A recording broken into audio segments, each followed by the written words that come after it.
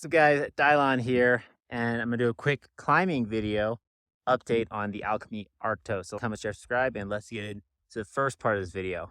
The next part of the video is gonna finish up in the truck, but while I'm at the top of the climb, I just want to show you the view, beautiful Glenwood, talk briefly about the climb, the Arktos. It made it up the road. It was mostly a road like what you can see right there. So not a single track. It's a fire road climb. 4.5 miles of climbing, basically consistent grade going uphill.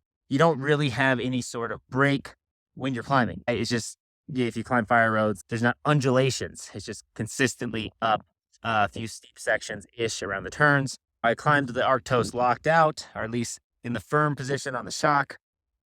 And I have the flip chip in high set to steepen the head angle a little bit, make it a little bit better for that climbing, more trail riding focus. I still have the stock tires on there. And yeah, but just the shortcut of it is it did great.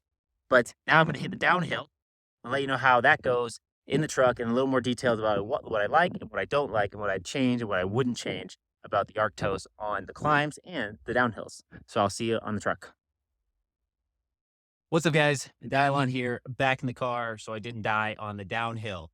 Just want to give a quick review of the Alchemy Arktos on the downhill this ride and on the uphill, things I like, things I didn't, things that I need to improve. So let's get into it. Let's go back to the uphill. We're on the top of the mountain. So I'm going to tell you some things about the uphill. The Arktos did great. So it's 150 travel, 170 millimeter fork. Like, it's not going to be the lightest bike. It has definitely downhill style tires with the acid guy up front and the DHR or DHR2 in the back. So not the fastest rolling tire setup. And it has the Industry 9 Enduro S wheels with the i9 hub. So a good quality aluminum wheel set, a very good quality aluminum wheel set, but it's not going to be the lightest. And on the climb, you feel it, right? This isn't a light cross country bike, but it's an efficient pedaler. Like, it was a fairly steep grade, consistent fire road that required you to just pedal. And what I found on this bike at my current fitness level and weight, I'm about 200 pounds. I hit pack with some water, this Evoc hip pack, with some water and a water bottle. I'm not a lightweight cross country setup kind of guy for this bike. Even on my cross country bike, I'm still not that yet. But I found that I was in the granny gear on the steeper sections for the most of the time, especially when I was tired. I didn't necessarily need to go lower than the granny gear. I was able to granny it the whole time. I had the Shimano drive chain. I was in the second or third from the granny a lot of time as well. So I was able to do a lot in the second. And the second, I think if I was in a little bit better fitness, I think it could have pedaled my way up consistently with the second gear. Yeah, the second from the granny or my third from the granny. Third would be pushing it, but second from the granny, I could definitely do. And someone, you can put in the comments what exactly those gears are on the Shimano Dior XT drivetrain. But the bike would have been able to do that. And I had it set up in firm. So I even had it set up in open, and I didn't notice too much of a difference. The suspension for this bike, it pedals really well. This bike pedals really well. So with its current stock setup, you could make it up the climb, especially if you're a little lighter, if you're a little bit more fit than me. You can make it up these roads and climbs in the second and granny gear just fine, which is great. And because the downhill was totally worth it. Before I get to the downhill, the final things is, if you want to make this bike a better climber, what I would recommend is a different wheel set, put a more trail-oriented wheel set on there, or trail-oriented set of tires, and then a lighter wheel set, right? If you can afford some carbon wheels and shave some weight off those and get a little stiffer wheels and do that, by all means do that. And this bike will climb so much better. It climbs great, but it's just going to be faster. It's just going to have less rolling resistance because of the tires. And it's just going to feel a little less heavy when you really have to push it. And I think that'd be a great upgrade and a great addition to this bike if you want to drop the money. I think the next thing you can do is get the trail-oriented version. So the one that comes with the Fox 36 with the travel in the back versus 50. You can get the 135 as well. You can always do the upgrade link in the future when Alchemy releases those. But get the trail-oriented version of this bike. It's just going to be a little bit lighter. Your geos, you're going to have a little bit steeper head angle. And bike's a little bit lighter. You're going to have trail-oriented tires already. And that's going to climb a little bit better. I think the biggest upgrade for this is just going to be tires and carbon wheel sets. I think, yeah, you will get the most bang for your buck by going with that trail focused bike. And on the trail that I did here in Glenwood, on the downhill, having this bike was fantastic. I didn't use all the travel, probably because I don't know how to set up the suspension correctly. But one day I'll get it. But having this bike, it was real fast and chunky up top.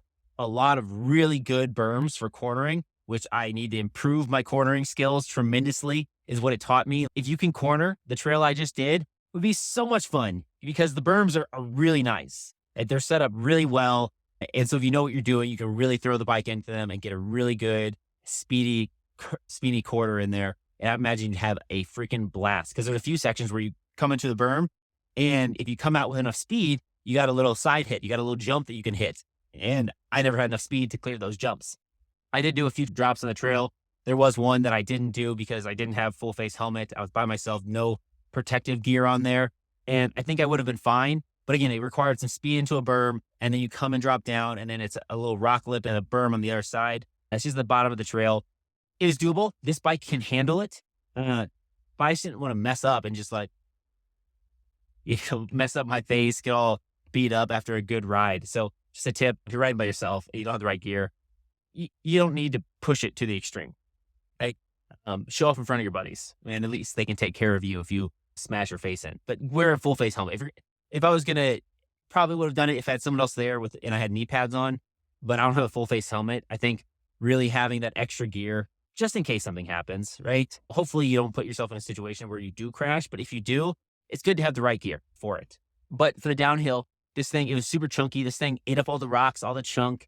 It had grip where you needed to. It was poppy. It was fun when you pushed it into some of the side hits. It could really launch off those when you pushed it into the ground and get by feedback. It was really playful. It was a lot of fun. And I have it at the flip chip in the high position on this bike. So it zoomed down that downhill. I'd like to compare it against some other bikes, plusher bikes, to get a better feel on how this one would compare to something else. It felt a little more plush and stable than my Ribmo AF in the past, but it's tough when you're not comparing bikes back to back. That was a different me riding it, basically. Overall, the Alchemy is fantastic. It's a great bike. If you're riding gnarly descents, this 150 version, you're not going to be disappointed. I don't think you'll be disappointed. I don't think I would have been disappointed if I had the 140 version. I think it would have done just fine. I think, and that for most people, that's going to work for you. But if you have some bigger days and you're a heavier person, right? I'm 200 pounds. If you're a lighter person and you don't have as many gnarly descents, go the 140 route. You could even try to do a downcountry style with the 120 or 125 version of the Arktos. But if you have some bigger days and you're a little bit bigger person, get the 150. I think it's going to pedal just fine. The geometry feels great. Everything feels just fine on that bike. And it can handle, like I said, it can pedal just fine. So that's the key thing you'll worry about with the bigger bike is, can it pedal up the hill? Will it be too much of a dog for me? And no, and it'll be fine on some of the cross-country trails, the more flowy trails.